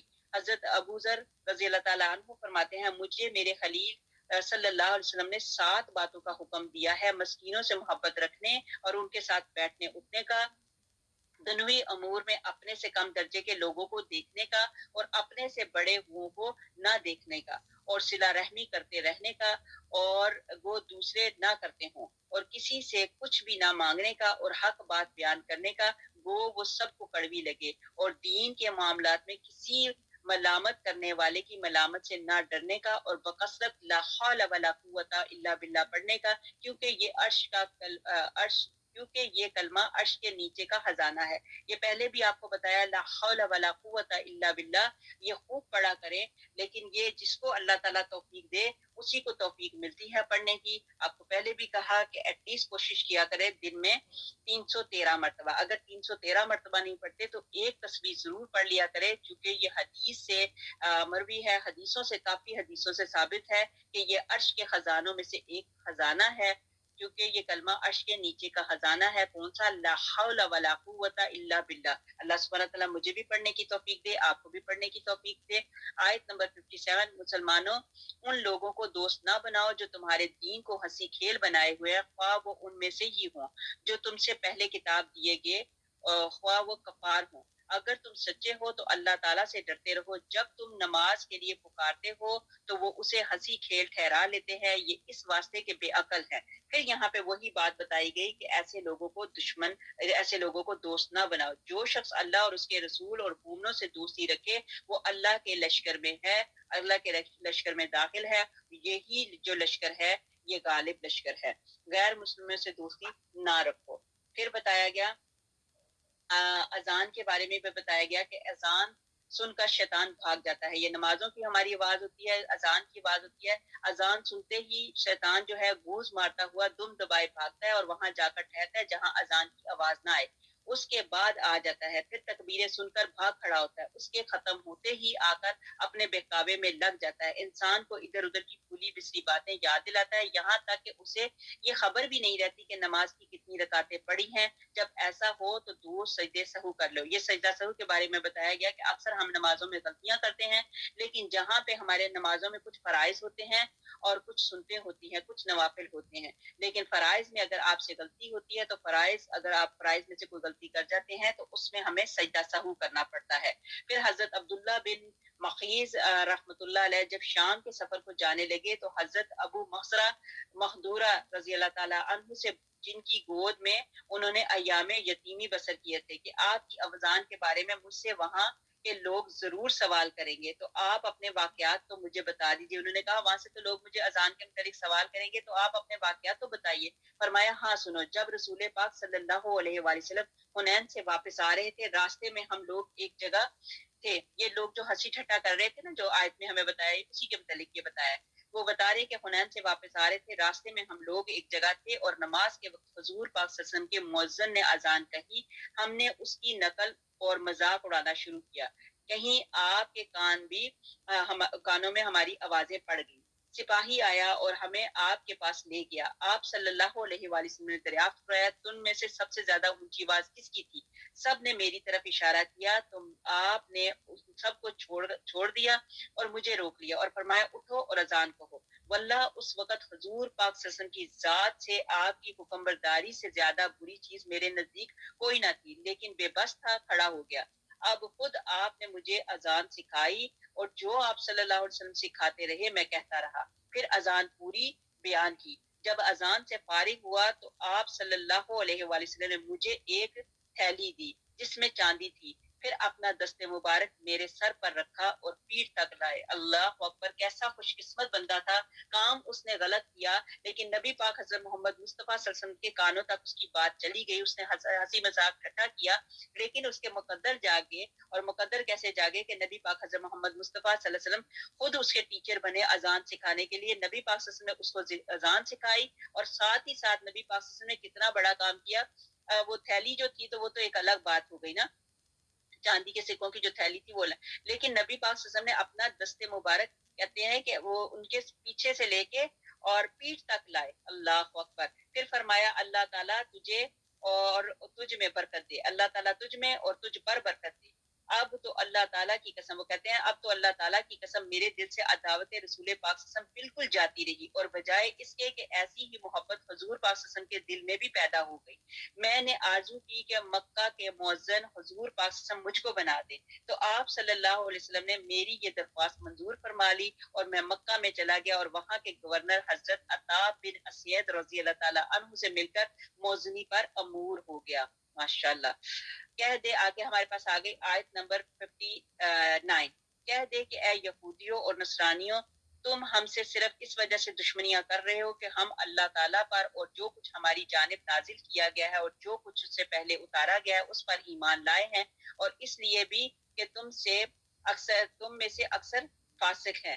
کہہ کہ کیا میں تمہیں بتاؤں کہ اس سے بھی زیادہ برے اجر پانے والا اللہ تعالیٰ کے نزدیک کون ہے؟ وہ جس پر اللہ تعالیٰ کی لعنت کی اور اس پر وہ غصے ہوا اور ان میں سے بعض کو بندر اور سور بنا دیا. اور وہ جنہوں نے معبودان باطل کی پرستش کی، یہی لوگ بدتر درجے والے ہیں، یہی لوگ بدتر درجے والے ہیں، اور یہی راہ راست سے بھی بہت زیادہ بھٹکنے والے ہیں۔ جب تمہارے پاس آتے ہیں تو کہتے ہیں ہم ایمان لائے، حالانکہ وہ کفر لیے ہوئے آتے ہیں، اور اسی کفر کے ساتھ ہی گئے بھی ہیں، اور جو کچھ چھپا رہے ہیں اس سے اللہ تعالیٰ خوب دانا ہے۔ تو دیکھے گا کہ ان میں سے اکثر گناہ کے کاموں کی طرف اور ظلم و زیادتی کی طرف اور مال اور حرام کے کھانے کی طرف لپک رہے ہیں۔ جو کچھ یہ کر رہے ہیں وہ نہایت برے کام ہیں، انہیں ان کے عابد اور عالم جھوٹ باتوں کے کہنے اور حرام چیزوں کے کھانے سے کیوں نہیں روکتے؟ بے شک برا کام ہے جو یہ کر رہے ہیں۔ اب یہاں پہ یہ جو ان کو نافرمان جو گروہ تھے ان کا انجام کیا ہوا کہ اللہ سبحانہ تعالیٰ نے ان کو سور بنا دیا، اللہ تعالیٰ نے ان کو بندر بنا دیا، جسے اللہ تعالیٰ نے لعنت کی ہو، اپنی رحمت سے دور ڈال دیا ہو اور اس پر غضبناک ہوا ہو، ایسا جس کے بعد رضامند نہیں ہونے کا، تو جن میں بعضوں کی صورتیں بگاڑ دی ہوں، بندر اور سور بنا دیے ہوں، اس کا پورا یہاں پہ پہلے بھی اس کے بارے میں ہم نے سورہ بقرہ میں کر دیا ہے۔ تو یہی بات بتائی گئی کہ نافرمان لوگ جو اس وقت انہوں نے نافرمانیاں کی تو اللہ سبحانہ تعالیٰ استغفر اللہ ربی من کل ذنب واتوب الیہ فاغفر لی۔ پھر منافقوں کی خصلتیں بتائی گئی کہ یہ کس طرح کرتے تھے، مومنوں کے سامنے کہتے تھے ہم تمہارے ساتھ ہیں، لیکن اندر سے یہ ان کے ساتھ نہیں ہوتے تھے، منافقت رکھتے تھے۔ آگے ہماری آیت، یہودیوں نے کہا اللہ تعالیٰ کے ہاتھ بندھے ہوئے ہیں، استغفر اللہ، انہی کے ہاتھ بندھے ہوئے ہیں، اور اس کے اس قول کی وجہ سے ان پر لعنت کی گئی، بلکہ اللہ تعالیٰ کے دونوں ہاتھ کھلے ہوئے ہیں، جس طرح چاہتا ہے خرچ کرتا رہتا ہے۔ جو کچھ تیری طرف تیرے رب تعالیٰ کی جانب سے اتارا جاتا ہے وہ ان میں سے اکثر کو تو سرکشی اور کفر میں اور بڑھا دیتا ہے۔ ہم نے ان میں آپس میں ہی قیامت تک کے لیے عداوت اور بغض ڈال دیا ہے، اور وہ جب کبھی لڑائی کی آگ کو بھڑکانا چاہتے ہیں تو اللہ تعالیٰ اسے بجھا دیتا ہے۔ یہ ملک بھر میں شر اور فساد مچاتے پھرتے ہیں، اللہ تعالیٰ فسادیوں سے محبت نہیں کرتا۔ یہ بھی بات بڑی دل میں لگنے والی ہے۔ آیت نمبر 64 میں اللہ تعالیٰ نے صاف کہہ دیا اللہ تعالیٰ فسادیوں سے محبت نہیں رکھتا۔ خدا نہ خواستہ میں اور آپ ہم میں سے کبھی کوئی فساد ڈالنے والا ہے، اسی وقت یہ یاد رکھ لینا چاہیے کہ اللہ سبحانہ تعالیٰ فسادیوں سے محبت نہیں رکھتا۔ اگر یہ اہل کتاب ایمان لاتے اور تقوی اختیار کرتے تو ہم ان کی تمام برائیاں معاف فرما دیتے اور ضرور انہیں راحت اور آرام کی جنتوں میں لے جاتے۔ اور اگر یہ لوگ تورات اور انجیل اور ان کی جانب جو کچھ اللہ تعالیٰ کی طرف سے نازل فرمایا گیا ان پر پورے پابند رہتے تو یہ لوگ اپنے اوپر نیچے سے روزیاں پاتے اور کھاتے۔ ایک جماعت تو ان میں سے درمیانہ روش ہے، باقی ان میں کے اکثر لوگوں کے بڑے برے اعمال ہیں۔ رسول پاک صلی اللہ علیہ وآلہ وسلم کا فرمان ہے، جس قوم میں اللہ تعالیٰ کی نافرمانی جس قوم میں کوئی اللہ تعالیٰ کی نافرمانی کرے اور وہ لوگ باوجود روکنے کے قدرت اور غلبے کے اسے نہ مٹائیں تو اللہ تعالیٰ اس پر اپنا عذاب نازل فرمائے گا۔ مسند احمد ابو داؤد میں ہے کہ یہ عذاب ان کی موت سے پہلے ہی آ پڑے گا۔ استغفر اللہ استغفر اللہ۔ پھر ایک اور حدیث حضور پاک صلی اللہ علیہ وسلم نے فرمایا قریب ہے کہ علم اٹھا لیا جائے گا۔ یہ سن کر حضرت زیاد بن لبید رضی اللہ تعالیٰ عنہ نے عرض کیا یا رسول اللہ صلی اللہ علیہ وسلم یہ کیسے ہو سکتا ہے کہ علم اٹھ جائے؟ ہم نے قرآن سیکھا، اپنی اولادوں کو سکھایا۔ آپ صلی اللہ علیہ وسلم نے فرمایا افسوس، میں تو تمام مدینہ والوں سے زیادہ تم کو سمجھدار جانتا تھا۔ تو نہیں دیکھتا کہ یہود اور نصارہ کے ہاتھوں میں بھی تورات اور انجیل ہے، لیکن کس کام کی؟ جبکہ انہوں نے احکام اللہ تعالیٰ چھوڑ دیے۔ پھر آپ نے یہی آیت تلاوت فرمائی جو ابھی پڑھی گئی۔ یہ حدیث مسند احمد میں بھی ہے کہ حضور پاک صلی اللہ علیہ وسلم نے کسی چیز کا بیان فرمایا کہ یہ بات علم کے جاتے رہنے کے وقت ہوگی۔ اس پر حضرت اپنے لبید رضی اللہ تعالیٰ عنہ نے کہا علم کیسا جاتے رہے گا؟ ہم قرآن پڑھے ہوئے ہیں، ہم اپنے بچوں کو پڑھا رہے ہیں، اپنی اولادوں کو پڑھائیں گے، یہی سلسلہ قیامت تک جاری رہے گا۔ اس پر آپ صلی اللہ علیہ وآلہ وسلم نے جواب دیا کہ جو اوپر بیان کیا گیا ہے کہ یہی ہے۔ آگے ہمارے پاس آگئی آیت نمبر 67۔ اے رسول پہنچا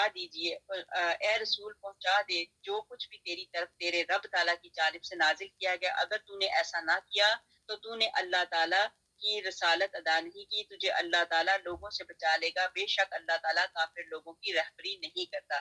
اللہ تعالیٰ نے محمد صلی اللہ علیہ وسلم کو پوری تعلیمات کی تبلیغ کا حکم دیا۔ صحیح بخاری میں ہے کہ حضرت عائشہ رضی اللہ تعالیٰ عنہ فرماتی ہیں جو تجھ سے کہے کہ حضور پاک صلی اللہ علیہ وسلم نے کسی اللہ کی نازل کردہ حکم کو چھپا لیا تو جان لو کہ وہ جھوٹا ہے، کہ نبی پاک حضرت محمد مصطفیٰ صلی اللہ علیہ وسلم نے کبھی بھی اللہ تعالیٰ کی بات کو چھپایا نہیں ہے۔ اللہ تعالیٰ آپ کے لیے اور مومنوں کے لیے کافی ہوں گے، جو آپ کی پیروی کرے گا اللہ اس کے لیے کافی ہوگا۔ اسی طرح بتایا گیا کہ اے اللہ تعالیٰ کیا میں نے پہنچا دیا۔ مسند احمد میں بھی یہ ہے کہ آپ صلی اللہ علیہ وسلم نے اس خطبے میں سے پوچھا لوگوں یہ کون سا دن ہے، لوگوں نے کہا حرمت والا۔ پوچھا لوگوں یہ کون سا شہر ہے، جواب ملا کہ حرمت والا۔ فرمایا یہ کون سا مہینہ ہے، جواب ملا حرمت والا۔ فرمایا پس تمہارے مال اور خون اور آبرویں آپس میں ایک دوسرے پر ایسی بھی حرمت والی ہے جیسے اس دن کی اس شہر میں اس مہینے میں حرمت ہے۔ پھر بار بار اسی کو دہرایا، پھر اپنی انگلی کو آسمان کی طرف اٹھا کر فرمایا اے اللہ تعالیٰ کیا میں نے پہنچا دیا۔ ابن عباس رضی اللہ تعالیٰ عنہ فرماتے ہیں اللہ تعالیٰ کی قسم یہ آپ صلی اللہ علیہ وسلم کے رب تعالیٰ کی طرف آپ کو وصیت کی۔ پھر حضور پاک صلی اللہ علیہ وسلم نے فرمایا دیکھو ہر حاضر شخص غیر حاضر کو یہ پہنچا دے، دیکھو میرے پیچھے کہیں کافر نہ ہو جانا کہ ایک دوسرے کی گردنیں مارتے پھرو۔ یہ امام بخاری کی بھی روایت ہے۔ پھر آگے ہمارے پاس آ گئی آیت نمبر 68، کہہ دے کہ اے اہل کتاب تم دراصل کسی چیز پر نہیں جب تک کہ تورات اور انجیل پر اور جو کچھ تمہاری طرف تمہارے رب تعالیٰ کی طرف سے اتارا گیا ہے قائم نہ ہو جاؤ۔ جو کچھ تیری جانب تیرے رب تعالیٰ کی طرف سے اترا ہے وہ ان میں سے اکثروں کو شرارت اور انکار میں اور بھی بڑھائے گا، تو ان کافروں پر غمگین نہ ہو۔ مسلمان، یہودی، ستارہ پرست، نصرانی کوئی ہو جو بھی اللہ تعالیٰ اور قیامت کے دن پر ایمان لائے اور نیک عمل کرے وہ محض بے خوف رہے گا اور بالکل بے غم ہو جائے گا۔ ایماندار بننے کی شرطیں یہاں پہ بتائیں گے کہ کیا ایماندار بننے کی کیا شرط ہے۔ اللہ تعالیٰ فرماتا ہے یہود نصارہ کسی دین پر نہیں جب تک کہ وہ اپنی کتابوں پر اور اللہ تعالیٰ کی اس کتاب پر ایمان نہ لائیں، لیکن ان کی حالت تو یہ ہے کہ جو قرآن اترتا ہے تو یہ سرکشی اور کفر میں بڑھتے جاتے ہیں۔ بس اے نبی صلی اللہ علیہ وسلم تو ان کافروں کی طرف سے حسرت اور افسوس کر کے کیوں اپنی جان میں گھن لگاتا ہے، یہ اللہ تعالیٰ کا فرمان ہے۔ پھر آگے ہمارے پاس آگے آیت نمبر 70، ہم نے تو بالیقین بنو اسرائیل سے عہد و پیمان لیا اور ان کی طرف سے رسولوں کو بھیجا، جب کبھی رسول ان کے پاس وہ احکام لے کر آئے جو ان کی اپنی منشا کے خلاف تھے تو انہوں نے ان کی ایک جماعت کی تو تکذیب کی اور ایک جماعت کو قتل کر دیا اور سمجھ بیٹھے کہ کوئی سزا نہ ہوگی، بس اندھے بہرے بن بیٹھے۔ پھر اللہ تعالیٰ ان پر متوجہ ہوا، اس کے بعد بھی ان میں سے اکثر اندھے بہرے ہو گئے۔ اللہ تعالیٰ ان کے اعمال کو خوب بخوبی دیکھنے والا ہے۔ یہ یہود اور نصارہ کی عہد شکنیوں کے بارے میں بات ہو رہی ہے۔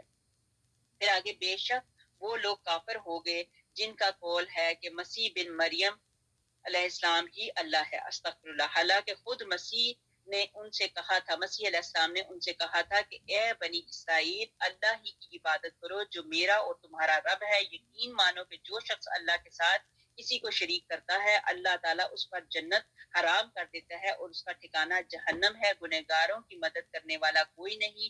وہ لوگ بھی قطعاً کافر ہو گئے جنہوں نے کہا کہ اللہ تعالیٰ تین میں کا تیسرا ہے، دراصل سوا اللہ کے اور کوئی معبود نہیں۔ اگر یہ لوگ اپنے اس سوال سے باز نہ آئے تو ان میں سے جو کفر پر رہیں انہیں المناک عذاب ضرور پہنچیں گے۔ یہ لوگ کیوں اللہ تعالیٰ کی طرف نہیں جھکتے اور کیوں استغفار نہیں کرتے؟ اللہ تعالیٰ تو بہت ہی بخشنے والا اور بڑا ہی مہربان ہے۔ مسیح بن مریم علیہ السلام سوائے پیغمبر ہونے کے اور کچھ بھی نہیں، اس سے پہلے بھی بہت سے پیغمبر ہو چکے ہیں۔ اس کی ماں ایک ولیہ عورت تھی، دونوں ماں بیٹے کھانا کھایا کرتے تھے۔ دیکھ تو کہ کس طرح ہم ان کے سامنے دلیلیں رکھتے جاتے ہیں، پھر غور کر لے کہ کس طرح پلٹائے جاتے ہیں۔ اللہ نے خود کافر کہہ دیا۔ اب یہاں پہ دوبارہ بولتی ہوں، یہ آیت نمبر 72 بالکل اس کو انڈر لائن کریں۔ یہاں پہ ہمارے قرآن پاک میں اللہ تعالیٰ نے پھر کیا کہہ دیا کہ بے شک وہ لوگ کافر ہو گئے جن کا قول ہے کہ مسیح بن مریم علیہ السلام ہی اللہ ہے، حالانکہ خود مسیح علیہ السلام نے ان سے کہا تھا کہ اے بنی اسرائیل اللہ ہی کی عبادت کرو۔ یہاں پہ ہمیں ایک مطلب باقاعدہ اللہ تعالیٰ کے الفاظ ہمیں مل گئے کہ اللہ نے خود کافر کہہ دیا جنہوں نے عیسیٰ علیہ السلام کو اللہ کا بیٹا کہہ دیا. ہم اکثر ان لوگوں سے بیٹھتے ہیں، ملتے ہیں، ملاتے ہیں، ہم کہتے ہیں نہیں وہ تو عیسیٰ علیہ السلام کو ماننے والے ہیں، لیکن یہاں پہ اللہ سبحانہ تعالیٰ نے ان لوگوں کو جنہوں نے عیسیٰ علیہ السلام کو اللہ کا بیٹا مانا، اللہ نے یہ لفظ کہہ دیا. دوبارہ پھر بولتی ہوں، بے شک وہ لوگ کافر ہو گئے جن کا قول ہے کہ مسیح بن مریم علیہ السلام ہی اللہ ہے. استغفر اللہ. مشرک پر جنت حرام ہے. مسیح تو اللہ تعالیٰ کے غلام تھے. سب سے پہلا کلمہ ان کا دنیا میں قدم رکھتے ہی گہوارے میں یہی تھا، انی عبداللہ. اب جب مسیح علیہ السلام پیدا ہوئے تو ان کا جب انہوں نے پنگوڑے میں تھے تو جب انہوں نے کلام کیا تو کلام میں انہوں نے پہلا لفظ بولا ہی یہی تھا، انی عبداللہ، کہ میں اللہ تعالیٰ کا غلام ہوں، میں اللہ تعالیٰ کا بندہ ہوں. بندے کا مطلب ہوتا ہے بندگی کرنے والا، غلام، نوکر. تو انہوں نے یہی کہا کہ میں اللہ تعالیٰ کا غلام ہوں. انہوں نے یہ نہیں کہا تھا کہ میں اللہ ہوں یا اللہ کا بیٹا ہوں، بلکہ اپنی غلامی کا اقرار کیا تھا اور ساتھ ہی فرمایا تھا میرا اور تم سب کا رب جو ہے وہ اللہ ہی ہے، اسی کی عبادت کرتے رہو. سیدھی اور صحیح راہ یہی ہے. اور یہی قول اپنی جوانی کے بعد کی عمر میں بھی کہا، اللہ تعالیٰ ہی کی عبادت کرو، اس کے ساتھ دوسروں کی عبادت کرنے والے پر جنت حرام ہے، اس کے لیے جہنم واجب ہے. آگے ہمارے پاس آ گئی آیت نمبر 76. کہہ دے کہ کیا تم اللہ تعالیٰ کے سوا ان کی عبادت کرتے ہو جو نہ تمہارے کسی نقصان کے مالک نہ کسی نفع کے، اللہ تعالیٰ ہی خوب سننے اور پوری طرح جاننے والا ہے. اہل کتاب اپنے دین میں ناحق غلو اور زیادتی نہ کرو اور ان لوگوں کی نفسانی خواہشوں کی پیروی نہ کرو جو پہلے سے بہک چکے ہوں اور پختوں کو بہکا بھی چکے ہوں اور سیدھی راہ سے ہٹ گئے ہوں. نفع نقصان کا مالک صرف اور صرف اللہ تعالیٰ کی ذات ہے. اللہ تعالیٰ نے یہ بتا دیا.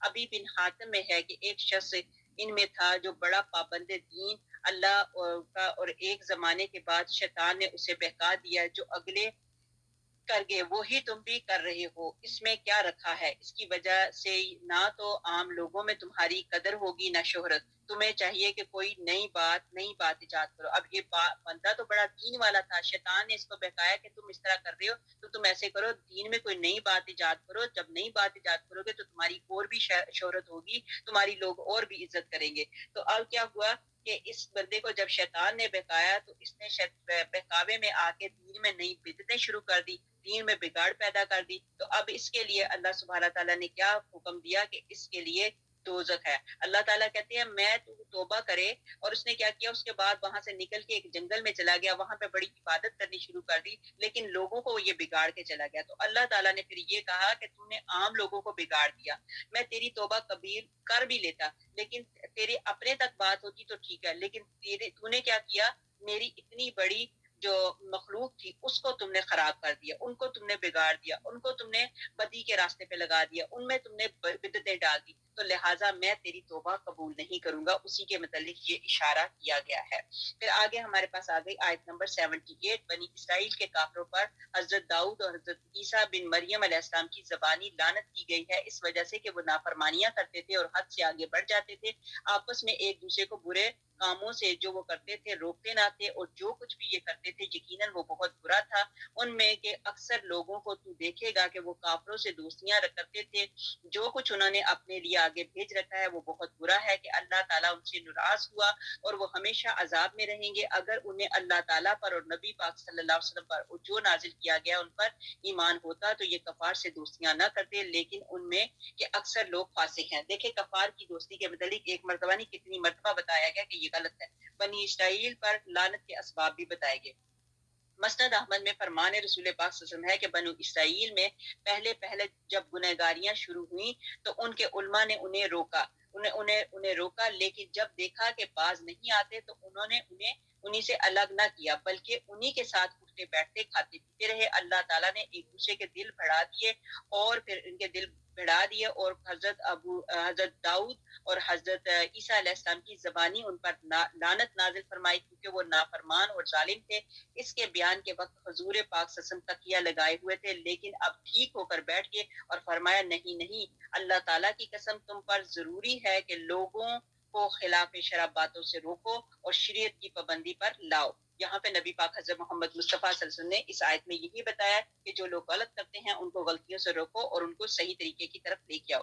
ابھی بن حاتم میں ہے کہ اے مسلمانوں زناکاری سے بچو، اس سے 6 برائیاں آتی ہیں، 3 دنیا میں اور 3 آخرت میں۔ اس سے عزت اور وقار اور رونق اور تازگی جاتی رہتی ہے، اس سے فکر و فاقہ آ جاتا ہے، اس سے عمر گھٹتی ہے، اور قیامت کے دن کی 3 برائیاں یہ ہیں کہ اللہ تعالیٰ کا غضب، حساب کی سختی اور برائی، اور جہنم کا خلود۔ پھر حضور پاک صلی اللہ علیہ وسلم نے اسی آخری جملے کی تلاوت فرمائی جو ابھی ہم نے پڑھی۔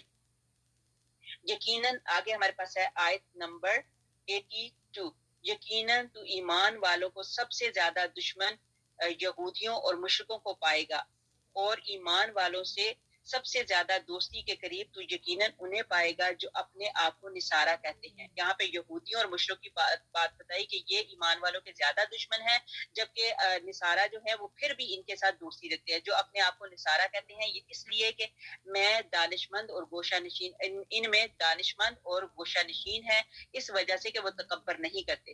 عیسائیوں اور یہودیوں کی نسبت مسلمانوں کے قریب کون ہے اس کے متعلق بتایا گیا۔ پھر اس کے ساتھ یہ بھی کہا گیا کہ ان کی ایک حد تک فی جملہ مسلمانوں میں اسلام کی محبت ہے، یہ اس لیے کہ ان میں جو نرم دلی ہے، جیسے ارشاد باری تعالیٰ ہے وَجَعَلْنَا فِي قُلُوبِ الَّذِينَ اتَّبَعُوا رَأْفَةً وَرَحْمَةً، یعنی حضرت عیسیٰ علیہ السلام کے تابع داروں کے دلوں میں ہم نے نرمی اور رحم ڈال دیا ہے۔ ان کی کتاب میں حکم ہے کہ جو تیرے داہنے کلے پر تھپڑ مارے تو اس کے سامنے بایاں کلا بھی پیش کر دے۔ ان کی شریعت میں لڑائی ہے ہی نہیں۔ یہاں ان کی دوستی کی وجہ یہ بیان فرمائی ہے کہ ان میں خطیب اور واعظ ہیں۔ یہاں پہ ان لوگوں میں بہت زیادہ خطیب ہیں اور واعظ و نصیحتیں چلتی رہتی ہیں، لہٰذا ان کے دین میں لڑائی جھگڑے کی کوئی بات ہی نہیں۔ اور یہ بہت پیارا ان کا دین کا یہ ایک وجہ ہے جس میں قرآن پاک میں بھی ان کے متعلق بتا دیا گیا کہ اگر وہ کہتے ہیں ان کو کوئی مار بھی دیتا تھا، اگر دانی مارتا تھا تو وہ اپنی بائیں جانب بھی ان کے سامنے رکھ دیتے تھے کہ کوئی بات نہیں، اگر تم نے یہ مار دیا تو یہ ہمارا بایاں کلا بھی تمہارے سامنے ہے۔ سبحان ربک رب العزت عما یصفون وسلام علی المرسلین والحمد للہ رب العالمین۔ اللہ کا شکر، اللہ کا احسان، اللہ کا کرم کہ اللہ سبحانہ تعالیٰ نے آج ہمارا سپارہ نمبر 6 جو ہے وہ ختم کر دیا، کمپلیٹ ہو گیا۔ انشاءاللہ تعالیٰ اگر اللہ نے زندگی کی مہلت دی تو کل ہم سپارہ نمبر 7 شروع کریں گے اللہ کے حکم سے، اور آیت نمبر 83 شروع کریں گے۔ یہی تک رکھتے ہیں انشاءاللہ۔